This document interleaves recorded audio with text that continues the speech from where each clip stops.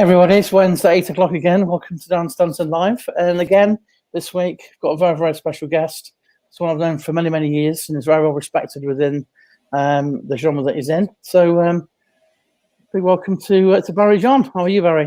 Hello. Very, very good. Nice to be here with you at Stanton Towers. I like that. There you go. I'm really good, thanks. Wonders of windscreen. Yeah, coping very well at the moment. Absolutely. Well, that's I really appreciate you coming on, because I know you're sort of super busy at the moment. As always, probably like most people, we're just trying to keep going, aren't we? I think so.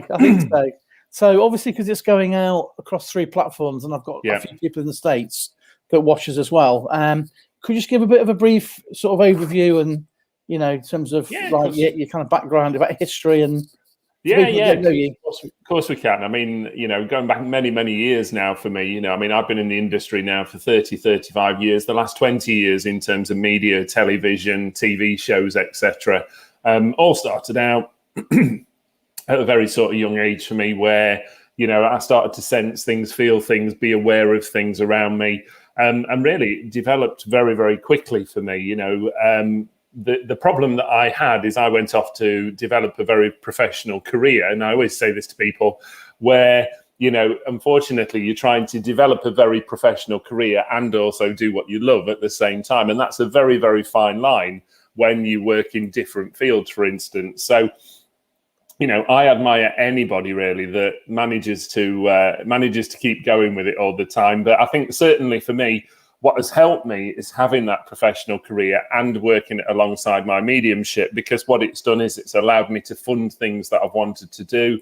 It's allowed me to fund videos. It's allowed me to fund filming, everything really in terms of shows as well, and I've thoroughly enjoyed it. And over the years, I've had great pleasure in working with some tremendous names in the market, some great TV companies, some great projects in the market as well. And I think also, what we can't forget is, the people that I do it for, my client base, let's call them that, where, I've always wanted to give people that answer what they were looking for, or give them something to look forward to. And I hope in what I do, I'm giving people a little bit of hope, a little bit of support, a little bit of how would you say it, confidence, really, because that's the biggest thing that people come to me for when they lose direction and lose the pathway, and obviously when they lose a loved one. So, my aim will always be for all of my clients out there to make sure that I can give them the best that I can, and to support them in any way that I can, But, I've loved it over the years. As I say, traveling for me has just been tremendous, America, South America, the Middle East, Australia, Europe, you name it. And really over the years, I've started to not slow down, but probably be a bit more choosy, because as we get older, we don't cope well with traveling. I'll say that. Absolutely, I know what you're saying. Sarah's just put a comment on, so it must be hard to have those skills and be able to switch off, Barry. Do you kind of like power down, so to speak? It's a very good one, actually, this. I have to say that it depends on what basis we're looking at this. If we're talking of me working as a psychic medium, then it can be very, very difficult. But I don't believe in opening and closing. I just get on with it. I think there's a time and a place for it in terms of delivery. And I always use the classic scenario there, that when I'm doing my shopping on a Saturday or a Sunday, I don't walk up to everybody in the supermarket and go, oh, by the way, I've got a message for you. Because, I always think, how would that person feel, especially if you start going into things in a little bit sort of detail in some sort of way. So, you've got to be mindful. I think the hardest thing for me is, is running my mediumship against what I do as a business, as a professional business, where I work in a legal consulting field, construction field. And that's very difficult, because what I can't do is almost let the two mix, I suppose, from a professional perspective, even though at times I want to say, I know that I get feelings about situations and I think that's not a good choice. You shouldn't be doing that. And I think, can't tell them that. They've got to just make their own pathway up. And that's what I look at. But certainly what Sarah said, I don't go down this route of opening and closing. I just accept that there's a time and a place to deliver it. It's kind of, I often get the question similarly, because obviously not from a mediumistic point of view, but from from what I do. And it's like, if you overhear somebody say something to somebody and you know that they're lying, would you say anything? Like I heard a guy say something to someone once on Underground, and I saw so many red flags in his behaviour, and I was like, I'm not getting involved with that. So, I suppose the difficult one is when people come to me and want to read in about the partner having an affair or a relationship, and you're thinking, wait a minute, I've got to move myself out of this, and I've either got to go with it on a professional mediumship level, or actually I've just got to go to the person, will you just wake up and look at the signs? Forget about mediumship. If you're seeing the signs, you're asking me the question, something's making you aware of it. Definitely. So, and I think, and again, I always say this to any of my clients, there's that element of personal responsibility there where I could tell you to do anything, but I don't want you just to take my advice on it. I want you, if it feels right, do it. If it doesn't, you don't do it. Simple as. So you've got to be sensible about it. Yeah, no, that's a good thing. And then Sarah says, some mediums make decisions to not share negative news. Do you agree, or pass messages regardless if it's bad or good or bad? Again, I think that depends on the recipient for me. If the person basically says to me, look, tell me everything you've got, then I'll tell them what I've got. The one thing I don't do is I don't give people death or the period of passing over, because I think that's something that's very personal. If I felt something like that, I would really have to ask the person in a lot of detail and go, look, and almost put it in a professional way as well. I'd want to say there, okay, not just say, oh, by the way, your loved one's going to pass over next week, because, that's an awful situation to be in. I think there's a good point there, and something that I always pick up on, and something that Sarah's said, is about negative news. Well, it depends what we mean by negative news, because if I felt that it was something that could help somebody make a decision or a choice, and we were just talking there about affairs and relationships, if I could say to somebody, well, I'm being given the message to look for this sign or look out for this, then you've got to go with it, really, But again, it falls down to the individual. If the individual wants that level of info, and remember, I've worked with a lot of serious terminal ill cases. I worked a lot with cancer patients who all they wanted to know is, what was life on the other side like? What was life on the other side like? Were they going to be okay? Were the family going to be okay? And this is the thing with a lot of people when they're at that point of passing. All they want to know is, will my family be okay that I leave behind? Of course. No, that's good. Sarah just said, sorry for asking the questions, but that's ask him. Ask him, because I love participation. One of the things people always ask me as well is about protection. Do I protect myself? And I think the difficulty is, for me, that I'm a very simplistic person when I work. I come from, as I say, a professional background, but I'm very simplistic, and I look, why make things overcomplicated? If I want to work with the spirit world, why do I want to protect myself from them? Why do I want to stop them almost contacting me? And the way that I view that is, I have a lot of loved ones upstairs, people that meant a lot to me. And I think, guys, you know what? If you're going to look after me, then I put my trust in you, and I'm going to go with what I'm getting. And that's my view of it, basically. Yeah, that's good. I'm just thinking back, Barry, because I'm just thinking in terms of when I met you or became aware of you. And it was probably for me, it was about 2003 when Most Haunted was very big. The must show have been. Yeah, which we'll have a chat about. And it was Plesley Vale, Rupert Mall. Yeah. I remember it. Yeah, I remember it very, very well. Plesley Vale Mills, one of my favourite places. And, I was talking to somebody about this the other day, that I remember, now I'm from the area, now I remember as children, we used to go and play in those mills, and basically you just walked in because the doors were hanging off. And people find it quite amazing, that, what, you really just used to walk in? Oh, yeah, that's what it was like. It was derelict. It was really, really derelict years ago. And then obviously they started turning it into offices and small offices. And I've got to say, I've had some amazing activity down there before. I really have. It is interesting. I actually I was known for the past life regression then. Yeah. But it's Sue, wasn't it? Used to run. So for those that are not familiar with the area, it's North Nottinghamshire. This is where they shot an episode of the show that we're going to have a discussion about, which Barry was in. Massive show. In fact, I'll tell you what. Let's just play. If you was ever into this show, I think it was on a Thursday night. You'll all know these stories.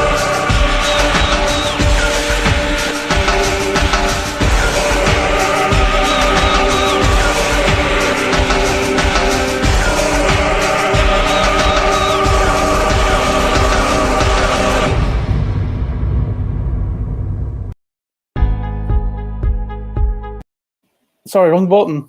That's all right. It seems eternity ago, that does. And then I've got a picture here with you and Colin and Derek. Yeah, that was at, I'll tell you when that was. That was at the Winding Wheel in Chesterfield. And that was around about probably around 2012, maybe 2011, 2012. And obviously, I've been friends with Colin for years and years and years. I mean, me and Colin go back probably 20 odd years. And then obviously, subsequently, I got to know Derek. You know, two tremendous guys, really are, you know, and I miss them both greatly. I really do. And I still get choked up in a way, you know, and I know we've got somebody with us tonight, Kerry, who knows Derek very, very well. And, you know, it's lovely that we can have some fabulous memories of shared of both of them, you know, and I remember supporting Colin on his final tour and basically being behind the curtain with a microphone, just getting ready to go out if he just felt as though he just couldn't do it or he couldn't make it, you know. But I mean, that watching that there, just watching that Most Haunted clip, you know, I still remember when I was on Most Haunted and we went round to a friend's house and they're going, oh, come round, we'll all watch the show. And I hate watching myself on TV. Yeah. I absolutely, I don't like my voice. I don't like to watch myself. I don't like to hear myself. You know, and I always remember it. And, you know, I mean, I've got to say, the first one that I did was Oxford Castle.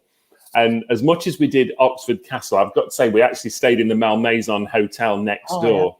Yeah. And the Malmaison was the original Oxford prison. And I'm being honest, I think the actual hotel was better activity than what we actually had in Oxford Castle. And it was tremendous, you know. And I loved it because your rooms, you know, your rooms and your bathroom were basically two prison cells knocked together. Wow. Amazing. It was brilliant, you know, and that's going all the way back to 2007, somewhere like that now. But I loved it. You know, I've got to say, great team to work with, got some great sort of activity, you know, worked with Leslie Smith, who was a very good friend of mine. Leslie Smith is curator at Tutbury Castle. Plays Mary Queen of Scots and numerous other characters as well. Yeah, I've known Leslie now for probably 25, 30 years, you know, and we always get together at Christmas. We always catch up for a coffee or something when we can. And, you know, a lady who really has been a big supporter of me, you know, in a good way, you know, always used to invite me down. And I love Leslie. If anybody's ever met Leslie Smith, she's a character unto herself. Oh, yeah. Because she's very extravagant. But yet, on the other hand, she'll come out with something totally untowards that you think, oh, right. And you just don't know how to answer it.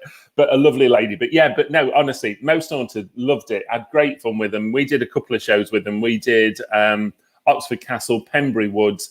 And we did I can't remember what the place was called now, but a place in Snowdonia as well, which was one of the original sort of hiding places for the British Museum when they used to hide all the paintings in the hillsides. Oh, right, yeah.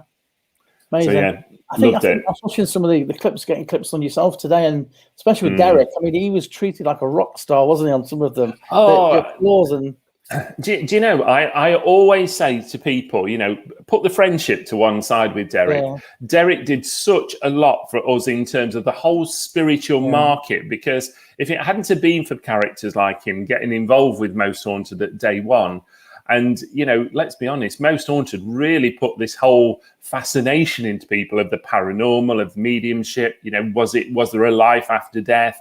And, you know, it's kept it going, you know, and how many businesses, you know, have almost spun off the back of Most Haunted is what I'll say. You know, most ghost hunting businesses has all been part of it. And I know you did and I did. I mean, going back to the early sort of 2000s, 2002, 2003, I had my own ghost hunting company, you know, my own paranormal company. Project Ghost, mine was, yeah, you know, and I loved it, you know, going around some of the local venues, like we just said, Pleasdale Mills, Galleries of Justice at Nottingham, you know, some tremendous, we sit on so much history.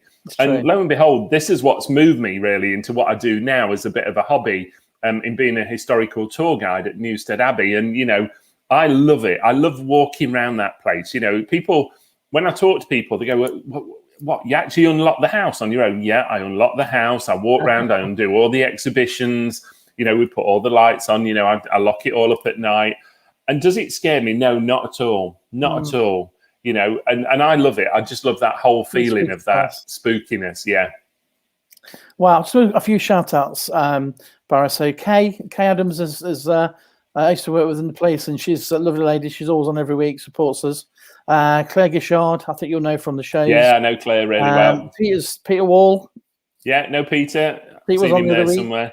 And then we've got Steve Hughes, Hey, how are you? Paul Orton. Who's been in place. Let's have a quick look. It's gone through. Somebody out. David West. Hi, Barry and Darren. Can't comment on Facebook for some reason. You may be on my business page, so try going on to my main sort of normal one. So I think the public figure page, there seems to be an issue where you may not be logged in. If not, try on Twitter or YouTube, Darren Stanton Live, or Darren Stanton on Twitter, because there is an issue with that, I think. So then another thing that I found as well, which was a couple of years ago, Barry, is when you're on This Morning with Philip and Holly, and you're with Chris French, who's a parapsychologist. And the thing about Chris French is, no matter what you did, I think he would never believe you. Even if you put something and he could physically touch it, he would never believe anything. So that's just Chris. That's just Chris for you, isn't it? It is, isn't it? That's his position. Survey out today reveals that 25% of adults claim to have had a ghostly encounter. That translates into 11 million people. Well, okay. Well, let's start with the 1959 pic. Let's have a look at this famous picture. Mabel Chinnery visiting the grave of her mother in a British churchyard. Took a photo of her husband, who was waiting alone in the car. And when the film was developed, she recognised the image of her mother in the back seat, the woman whose grave they had visited on that day. A photo expert examined it for a British newspaper and declared the photo to be authentic. Wow. Sally's in Rotherham. Okay. This is a picture that was taken last year in the back corner. There, look at that now. You can see a figure standing there. This is apparently a lady who is said to have hung herself in the attic. Oh, stop it, stop it, stop it. I don't like it. It's great. Look at it. You can see the face, you can see the shoulders, you can see the neck. I don't like it. You can also, what looks like a bit of a noose on there as well, isn't there? There's just is there like a little bit of a bit of that? I can't Is it a noose or a necklace? I think it could be a necklace. You can read an awful lot into it. I mean, clearly there's something there, something that when the person took the picture, they didn't see it. It get a bit funny. I don't like it. Really bad. You are really bad. But I don't think you can deny that there is something there. There is a facial feature there. You can see the eyes, you can see the nose, the mouth, and you can see the shoulders and the neckline. Go. You can't do that. I can't sit over here. No, she's gone out. She has actually left. This is the first time anyone's walked out the studio since I've been here, and it's my co-host. That is, I mean, that is really interesting reaction, but it just shows the power that these kinds of ideas have. She's been saying all morning. I remember that very well. Yeah, Holly running out, and she was actually in tears. Actually, she was actually behind with one of my contacts as I went out, and it really freaked her out, you know, because she was in full pregnancy. Don't forget at that time, yeah. Holly was, you know, she was very highly pregnant, but you know, Chris is great. I love Chris, you know, but I love all parapsychologists. Yeah. I mean, I've got some really, really good friends in the field. You know, and what I like about it is that they accept me for who I am in a way. You know, they don't go out there intentionally to go, oh, what a load of rubbish all this is. Exactly. And I think what I like is that nowadays we're getting more scientific support in terms of what we do. And I think that's what we all need. Not only what I do, but anything in terms of alternative therapies, healing, anything like that. We need that support really in the background to go, yeah, there is something.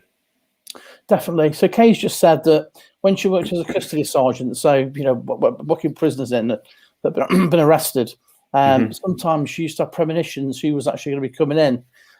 Could you maybe touch upon the idea about if somebody feels they have got this intuition? And, you know, I've met loads of people in the past, I'm sure you have, Barry, that say, well, I'm a bit psychic, or I feel that I'm, you know, I kind of predict things. So what's the kind of main difference between somebody that sort of thinks they are and that have, you know, how would somebody know they've got a high degree of premonition or intuition, if that makes sense, and how might they develop that?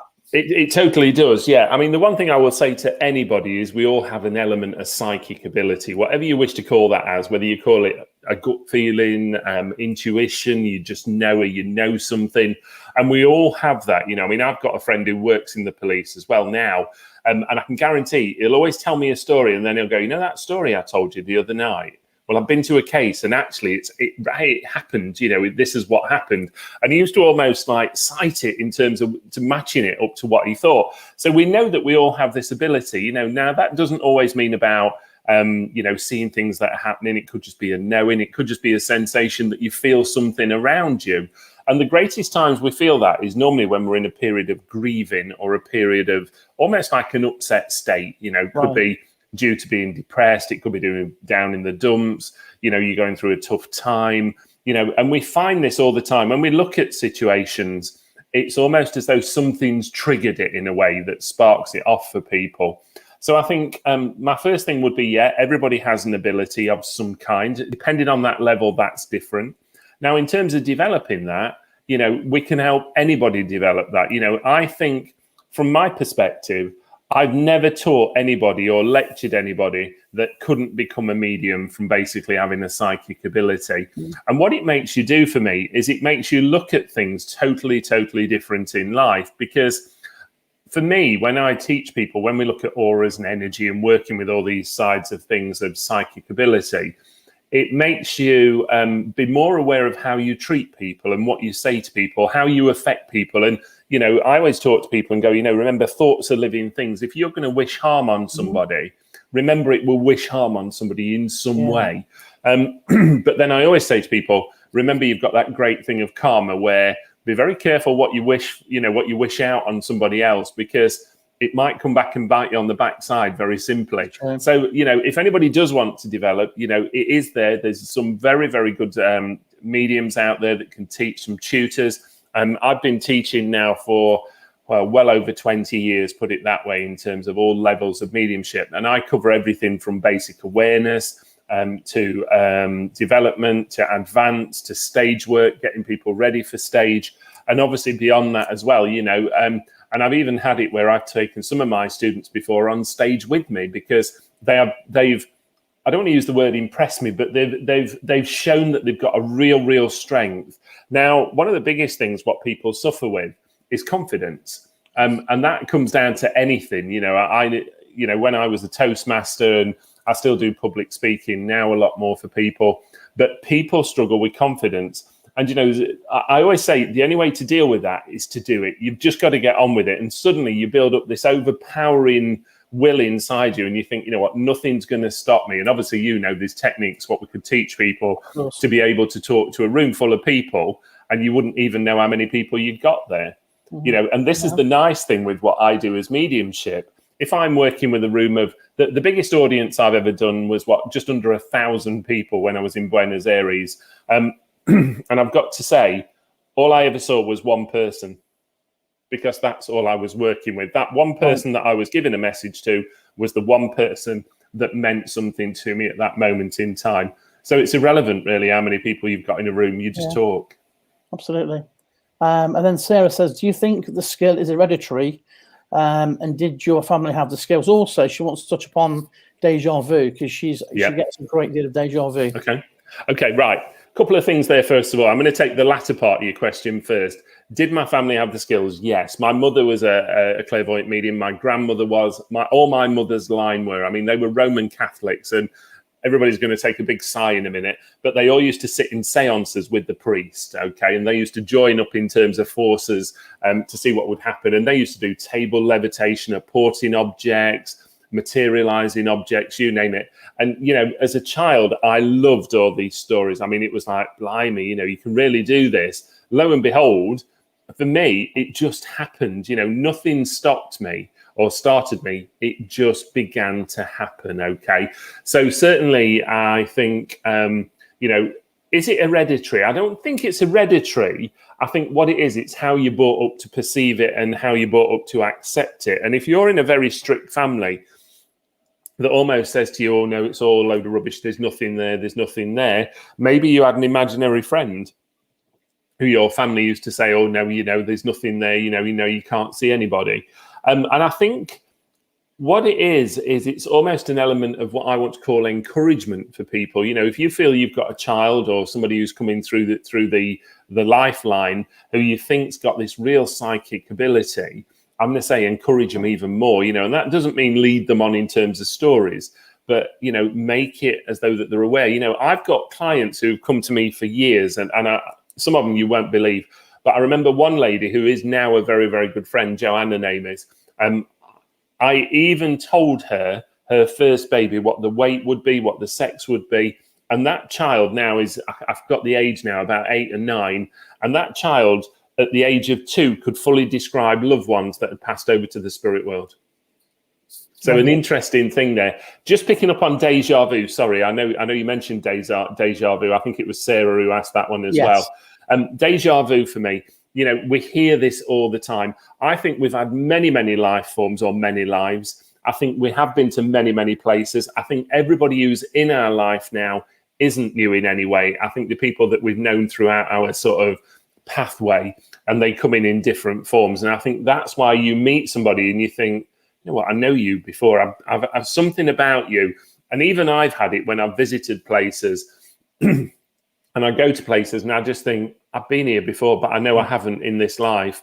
And that tells me something. You know, if you start looking back over past lives, past life experience, you can guarantee something will jog your memory and something will come out and you'll think, that makes sense now. So look at your past lives. That would be my answer to it. Oh, great answer. And I mean, I totally agree with you. I mean, because, you know, I started off sort of learning psychology and stuff, but obviously my background is a lot more sort of spiritual than that as well, as you know. And, you know, I can remember I'd always had this affinity with Cornwall.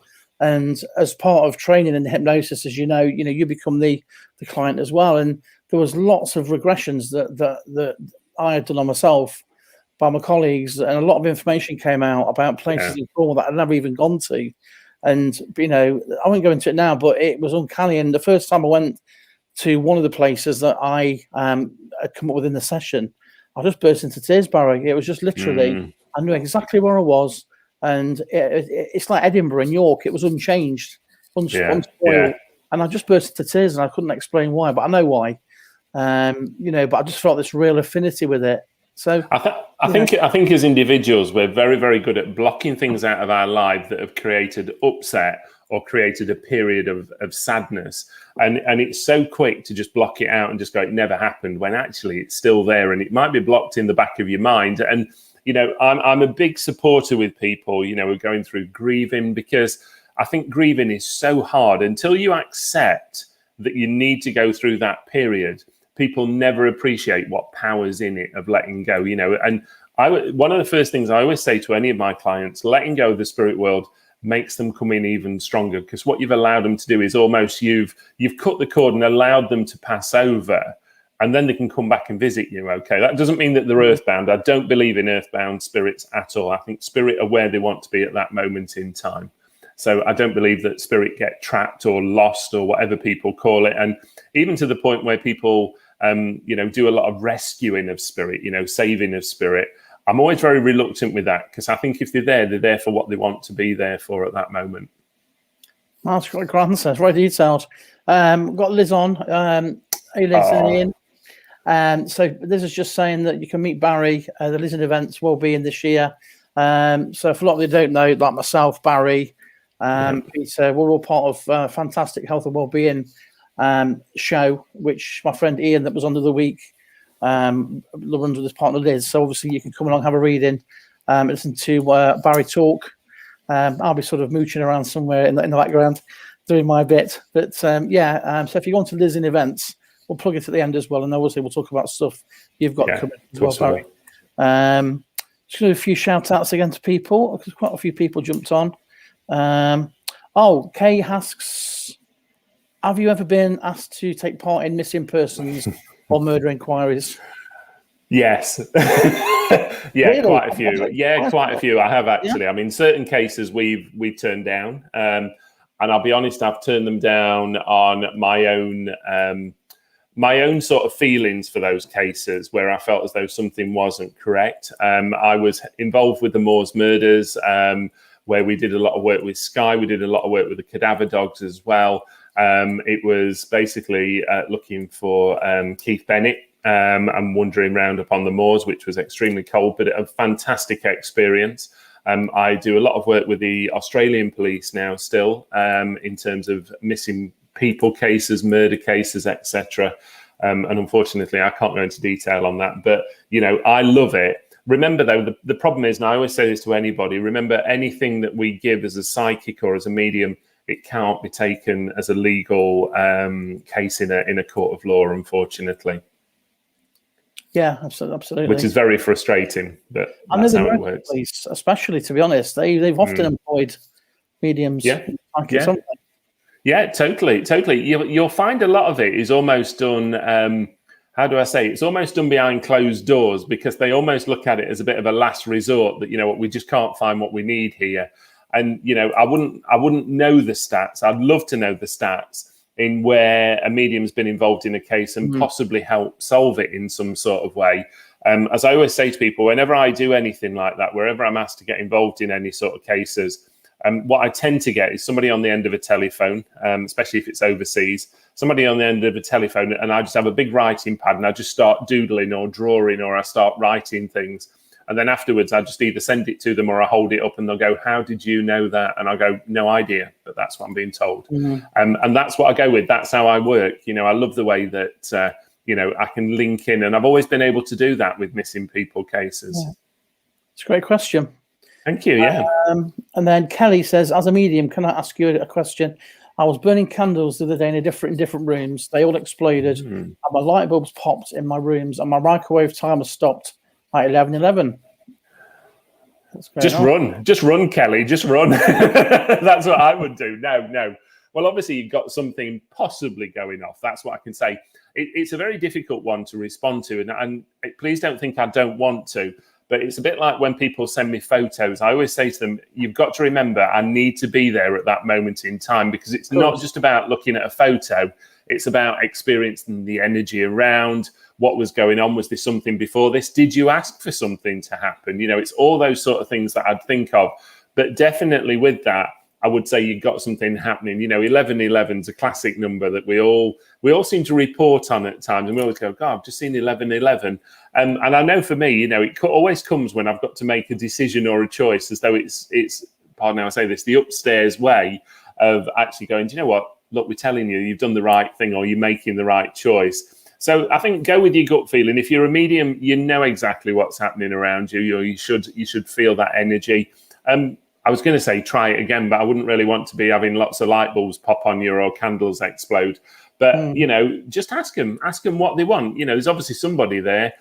My feeling on that would be somebody's definitely trying to get your attention, put it that way. Hope that helps. And then just a quick shout out to my friend Lisa. Lisa's in Massachusetts in the States. Ah, lovely. Hello, Lisa. So hi, Lisa. Thanks for jumping on. I'm just going to troll through. Carrie Fox is watching.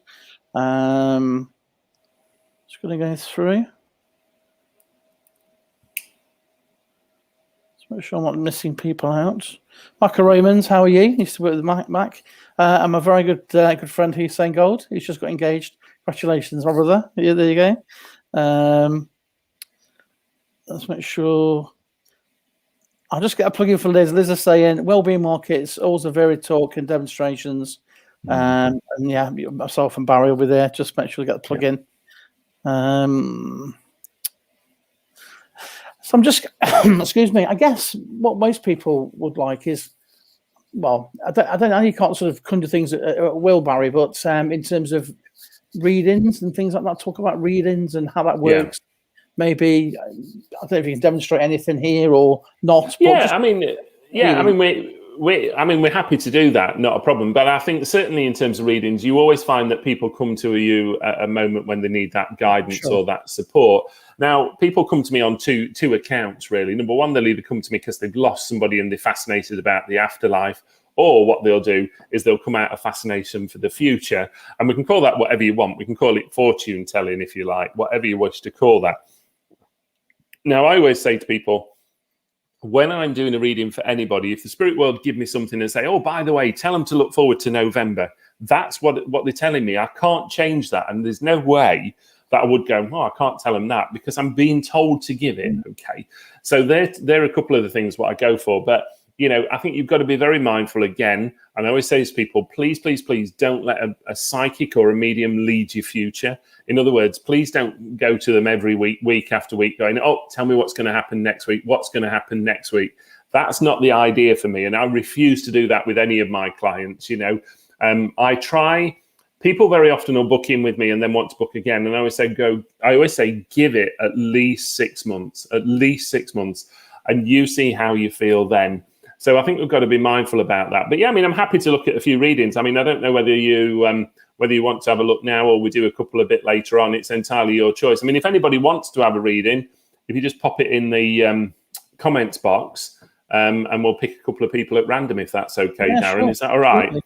Yeah. So if anybody is interested, if you've got a specific question, maybe there's something you want to know. And, one of the things I will mention, and it's just come up actually, Kelly's just mentioned it, shadow people and animals. And we get lots and lots of animals that come back from the spirit world, and they always do. Remember, when an animal passes, it normally goes to our loved ones. It'll go to our family members out there.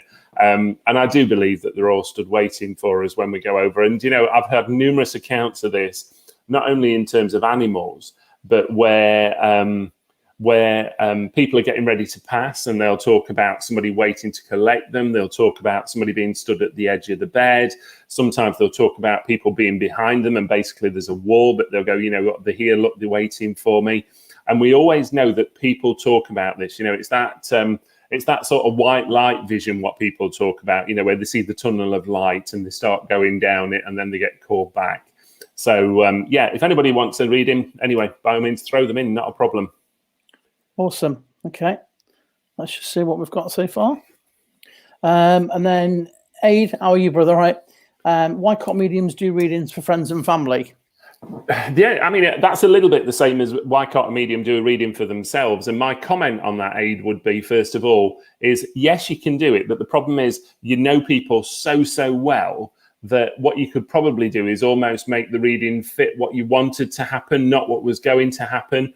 And, again, I'm always very cautious with that, with anybody I know. And I still do readings for people I know, but I wouldn't do them on a formal basis because if I knew what was happening around, let's say somebody was having a relationship breakup and I knew that was happening, how do I cut that out of a reading? I've almost got to try and ignore that in some way and go, I don't want to know about that. But yeah, I know that's the one thing the person wants to know. So I think it's just an element of professionalism for me. I wouldn't do somebody a reading if I knew so much about them because that's unfair on me and it's unfair on the individual because I could actually make the reading fit what they wanted at that moment in time. That would be my view on it. Yeah, that's a fair question. You've got to be very sensible. I mean, I guess it's just worth touching upon while we're talking about this as well is it's like, for example, show me age now, but in the old days, you'd get the yellow pages and you'd flick through for a workman. And probably 99% were absolutely fine and one was a bit dodgy. So have you got any sort of top tips for people to be aware of? There's going to be, I guess, some unscrupulous people in every kind of industry. Have you got any sort of red flags that people might look out for? I know it's a difficult question, but it is a difficult question. But I would like to answer it because remembering the circumstances what we've just gone through over the last year with COVID, etc., where everybody seems to be setting up lives. I mean, you go on Facebook now, and there must be thousands and thousands of lives all the time. Sure. People think it's so easy just to pick up a pack of cards and start doing readings for people. But, my comment on that would be they don't realize what damage they can cause to people because if you get somebody who isn't in a good, let's say in a mental state, mental health state, and you start doing them a reading and maybe it could be almost to the point of too emotional for them. You don't know what it's going to leave them with. And, one thing I always want to do is ensure that my clients are happy when they leave me, not down in the dumps. Because, as much as it's nice that the loved ones come through and connected, I want it to be a good memory, not a bad memory. I don't want it to be leaving people with the thought that, my loved one's still in the spirit world suffering. And a classic example of that is I have a lot of people who come to see me who have lost people due to suicide situations that I brought back. And they'll go, well, I was always told they'd never come back because I was told a suicide wouldn't go to the same place. Well, sorry, guys, that's a load of rubbish because everybody goes to the same place, no matter how you went, whether it's natural causes, you've taken your own life, whatever, whether it's a murder case, whatever.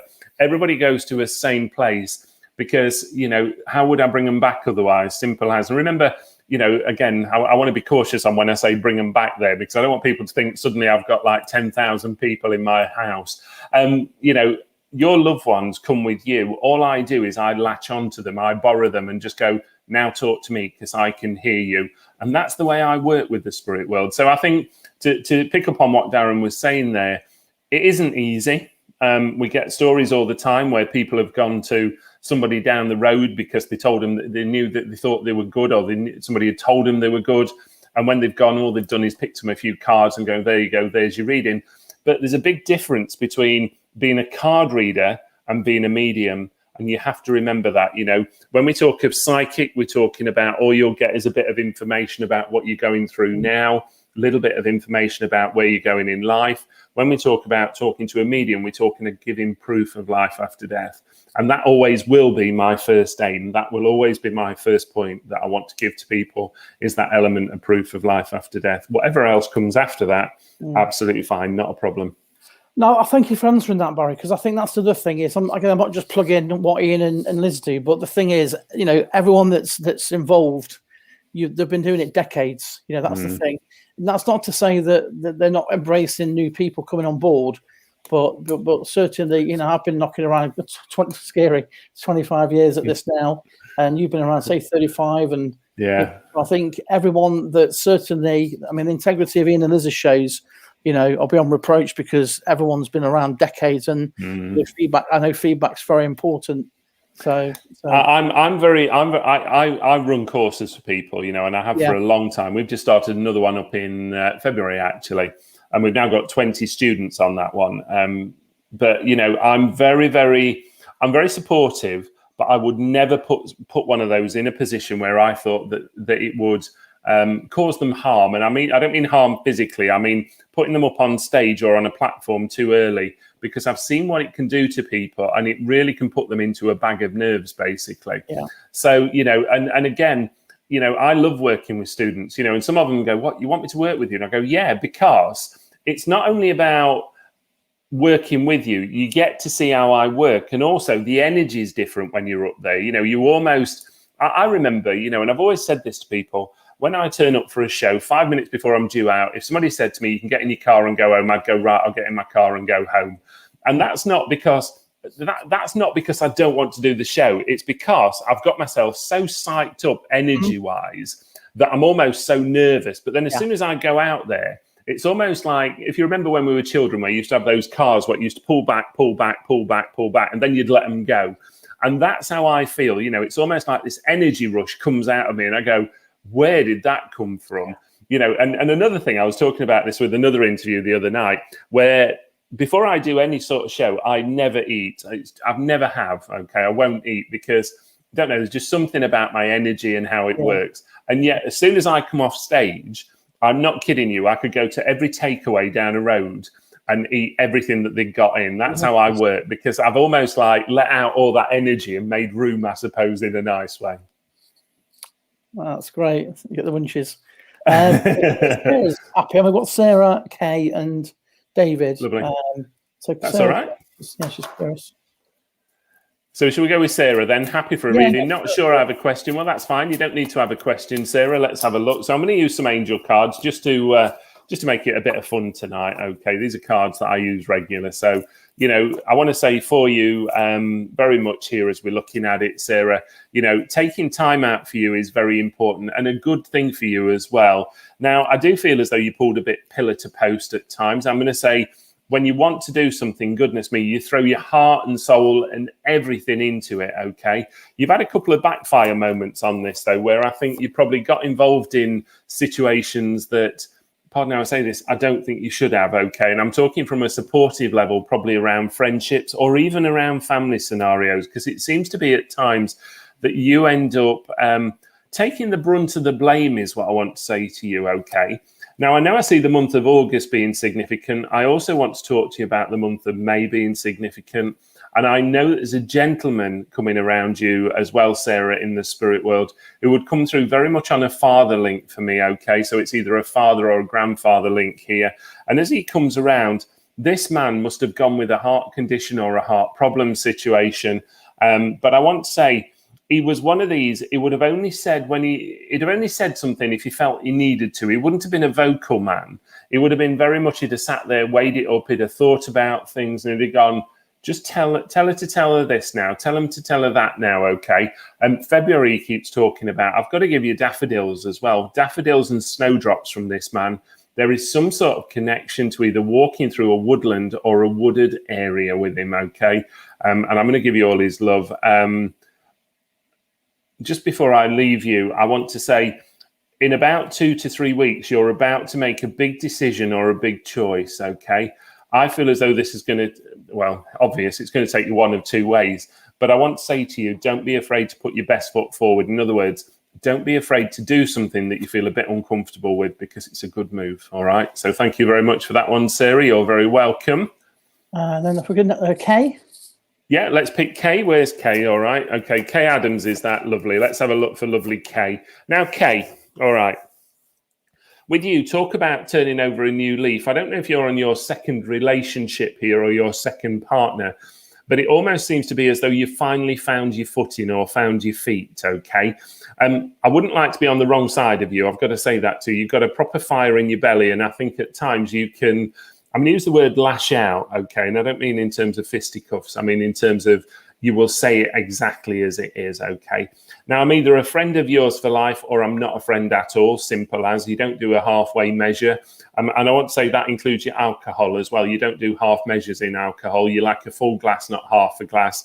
And I think you're a bit like me as well. If somebody's going to make me a cup of tea or coffee, don't make me half a cup in a full cup, okay? Make me a full cup, simple as. And that's how you value life as well. Life's about being full with you. You know, you look at it, I want to say you look at life very much on a basis that the glass is always full, not half empty.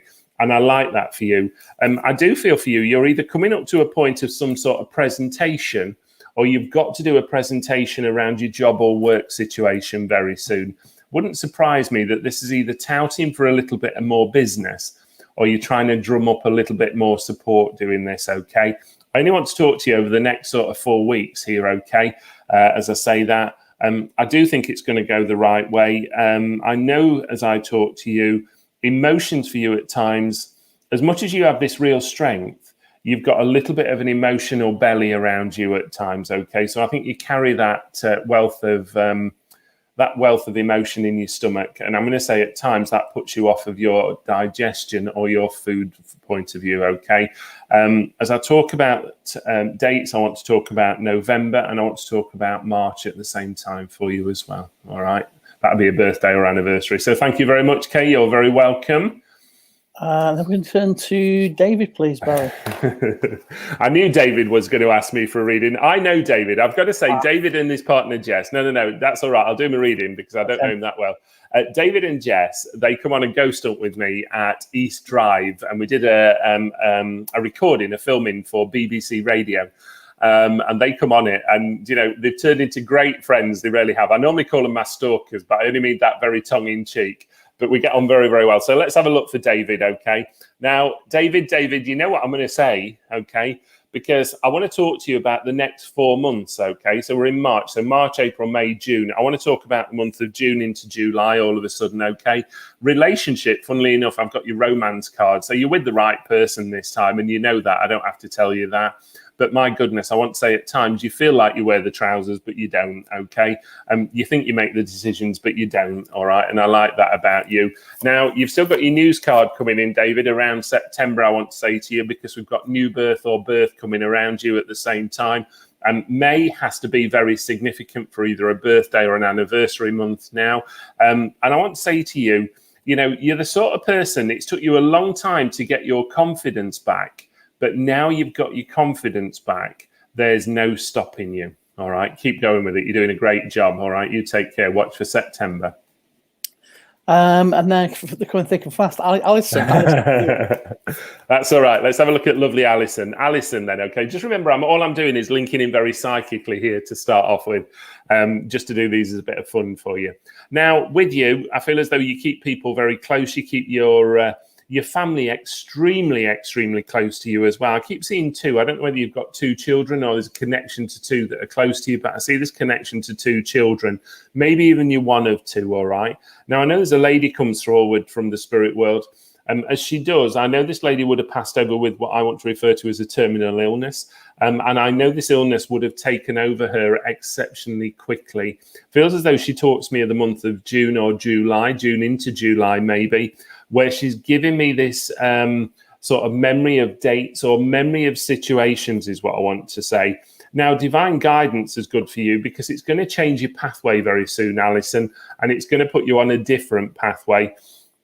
I don't know if you've considered being what I want to refer to as self-employed or doing something for you, but wherever you are with this, I'm going to say to you, don't be afraid to jump in, have a go with it. I've got a great guy with me who would have gone over with chest problems, feel a little bit as though this is a bit sort of bronchitis or even pneumonia condition, okay? But I want to say to you, he's all around you at the moment and he's hovering around you because I feel that there is something very significant that's either just gone off or is just about to go off. Now, when they say that, that could talk to me of connections either around birthdays or of memorable things that have happened, okay? Go with it. You're on the right pathway now. I'm going to say to you, you finally found where you need to be in life, and that talks to me about happiness, all right? You take care, and thank you very much for that. And then we're over to Massachusetts for Lisa. Let's have a look for Lisa then, okay? Here we are, Lisa, for you, okay? Now, with you, do you know what? Once you settle down forever. You don't like just falling in and out of relationships. And when it does happen, you give everything to it. You know, you wear your heart on your sleeve. Off you go with it every time as I look at this. Now, I know you're over in Massachusetts at the moment, but I want to say to you, there's a connection here to Europe. And I probably want to take you either around Switzerland or around that sort of area of Europe, okay? Because I'm seeing it quite strongly given to me. Now, you're a bit of an oddball, pardon how I say that. I think you like to stand on your own 2 feet, stand on your own ground. You don't like people offering you support or help. You know, you'd sooner just get on with it and do it yourself. And I'm going to say to you, good, because as you do, my goodness, have you started to open up? I think you've got a lovely, lovely psychic ability around you that could quickly turn into mediumship. I'm going to say watch for noises and knocks and bangs around your home, because I'll tell you what, if once you've opened the door to the spirit world, they aren't going to leave you alone, Lisa. So go with it. All right. And good luck to you. Thank you very much. And then finally, if we can do that for Verity. Lovely. Let's have a look at lovely Verity then, okay? So Verity, for you, divine timing, okay? Everything happens at the right time for you, all right? So maybe you've been waiting for some news or expecting some news, but I'm going to say to you, now is the time to jump in and get it happening, you know, make it happen, okay? Now, I want you to pay attention here to what either somebody's saying to you or speaking to you about at the moment. This is somebody living, by the way, because I think somebody's either leaning on you or almost expecting you to solve the problems. And I want to say, go with this, watch where this comes about. Now you're emerging, okay? You're coming out your shell a bit here. And I want to say, you're going to start telling a few people a few home truths. Don't worry about it. I'm going to say people will run for the hills, but I want them to, because it feels as though you've kept quiet for far too long. As we're moving forward with you, probably moving you into April, into May time, I'm going to say, watch where there's a home decision to make or a decision to move on. And that talked to me about a home move situation. Sorry, okay, because I just feel like I want to talk to you about, come on, move forward and off we go. I don't know why, but I'd love to put you in like some sort of, the only way I can say it is some sort of motel sketch, okay? And I don't know why I want to say that to you, but that's what I'm seeing. All right, you're very welcome. Thank you. Thanks for that. You're very welcome. That helps everyone. And then Lizzie said, actually going back to the ghost hunting stuff, saying that both you and I have had many years' experience in ghost hunting. What's your most memorable experience, Barry? Oh, gosh, I've got so many. I mean, do you know what? The last count was something like 5,000 ghost hunts, what we'd done, you know, paranormal events. I've had some terrific ones. I've got to say, the one that made me go out and buy thermals was Alton Towers, which I always say that to people because I have never, ever, ever done anywhere so cold as Alton Towers, and it actually made me go and buy thermals the next day. I remember being at the Skirrid Inn in Abergavenny, lovely, lovely venue. If ever you get time to, one of my all-time favourites, always will be. And I remember there was about 4 of us in one of the bedrooms upstairs, and we saw a waste paper bin literally move 6 foot across the floor and then move all the way back. If that was on a piece of string, if ever I found the person that did it, I would, pardon the expression, thump them, okay? Because I'm not kidding you, it spooked us.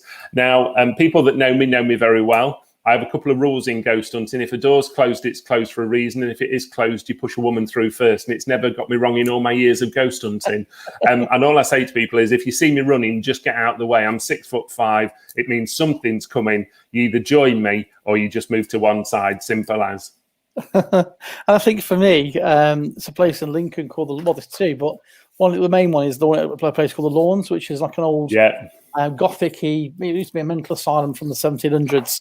And long story short, there was a group of guys that were being quite disruptive one night about 2 o'clock in the morning, because we were in there all night with about 70 people, and they came back with these weird voices on the tape, which was EVP, electronic voice phenomenon. Yeah, and they were like, we don't think that was very funny, and I'm like, I'm sorry, what are you talking about? It took them an hour for me to convince them that it was not a setup, so they recorded all these very strange voices.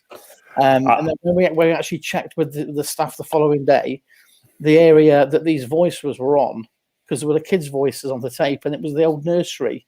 So that's probably the interesting things that I experienced. I remember doing the Ragged School once down in London, and it was the Bernardo's home at one time, many years ago. And I remember doing that, and we were down in. Now, where were we? We were down in the basement, I think we were. And we was with this guy, and he got a set of what we call the big ears on, the hearing devices on. And he got these hearing devices on, and suddenly he just took them off and threw them on the floor, literally as though it was like, he just went balmy, I mean, and I went over to him and I said, "What's the matter?" And he says, "Somebody's just called my nickname through them." And we're going, "Well, you're with your partner." And he says, "Yes, but my partner is on the top floor. I'm down here on my own." And that guy would not go back in that basement, I tell you now. And I mean, I don't know what his nickname was, but I don't know whether it was something like Pee-wee or something. Wow. But, certainly he would not put them on again. And this was a guy who didn't believe. Interesting. I can't believe we're nearly sort of at the hour, but has anybody got any questions for Barry before we sort of begin to round things up? Anyone got any final comments or observations or anything they'd like to ask? I'm just having a look at the comments, see if there is anything. Let's just put the Lawns were very spooky. You got locked in a room with me. Oh, yeah. Well, yeah. Sorry, that was the second thing I didn't touch upon. Myself and Ian were filming one day at the Lawns for an event that we were doing. It must be a good while ago now. And the electronic key fob, that failed. My battery was on about 90%, and the battery just died. Really? And then got it. We were filming, and a load of placemats were just in the corner, and they flew off the shelf. That was the even at the time I said, "Look, I don't believe it," and I'm sat here. So as people know, I'm a tour guide at Newstead Abbey, and me and one of my colleagues one day were locking up the house. Now, we've been having some fun in the house, as we always do. We always dress up as characters and take the mickey, and one of them's called the Wicked Lord, who's the fifth Lord Byron. Now, we'd done a lot of mickey taking of him, and I remember my friend Sophie, she was in his bedroom closing his curtains, and as she closed the curtains, now it's quite ironic because I was over the other side of the house. As she closed the curtains, the curtain pole dropped on her. I mean, these windows are 15 foot high, and the curtain pole come falling down, just missed one of our priceless tables. And at the same time, I got locked in the ladies' boudoir, which is right over the other side of the house. And I was just about to put it out over the radio. Now, bearing in mind, our radio system goes across the whole estate, so everybody would hear that me is locked in the ladies' boudoir on my own with no lights. And suddenly, don't ask me what happened, the door locked on me. I couldn't open the door. Wow. And as soon as I was just about to press the button, I heard something click, and lo and behold, I opened the door, and it just opened instantly. Wow. And at the same time, my colleague Sophie had the curtain pole fall on her in the Wicked Lord's bedroom. There you go. Well, on that note, but so have you got any events coming up or anything you'd like to promote? Lots of things coming up. Yeah, I mean, we're obviously now starting to look at booking in demonstrations for this year. I mean, what we are reluctant to do, we don't know how venues are going to work on that basis at the moment. But I mean, you can always see me at the Liz Ian events. I'm at all of their events, the Pure Spirit events, which I work with on Liz and Ian as well. We'll start getting them up and running as well. Now, bearing in mind, you can come and talk to me. Some events I won't be working. I'll just be there almost in the background helping Liz and Ian. But, you know, you can come and see me dem, you can come and see me talk, you can come and do a bit of a workshop with me if you like as well. You know, the one thing I like to introduce to all of it is having a bit of fun, having a bit of a see what happens time, because who knows, you know. So come and have a chat with us. You can always get me for private readings, not a problem. Whiz over to my Facebook, Barrie John International Psychic Medium, or whiz over to our website, www.barriejohn.com. And again, if you can also go to lizinevents.org, you'll be able to see the dates where Barrie and I are. I think we're both doing talks and doing demonstrations and different things. So yeah, just again, I can't push Ian's and there's events enough, because you'll meet some, besides us two, you'll meet some amazing people and some fantastic people there. And just one final shout out to Wallace. Wallace Campbell, who's a fantastic guy. I forgot to mention him earlier because the comments dropped out, but he'll be on the show at some point in the future. Just got a few last things just popped in. Let's have a look what they are. And then this just says thanks. Really enjoyed watching. Fascinating. Really great. Well, it's been a pleasure talking to you, Barrie. Thank you very much. You too. Thanks. I know you have a lot on, and you need to sort after. And I look forward to seeing you, hopefully, where we can shake hands and have a coffee. I hope so. Yeah, I hope so. So thanks very much to everybody. Hope you've enjoyed it. You know how to get hold of me if you want to. And I look forward to seeing you all again soon. Take care. And I'll see everyone next week, 8 o'clock. I'm Stanton Live. Have a great week. Stay safe. Take care.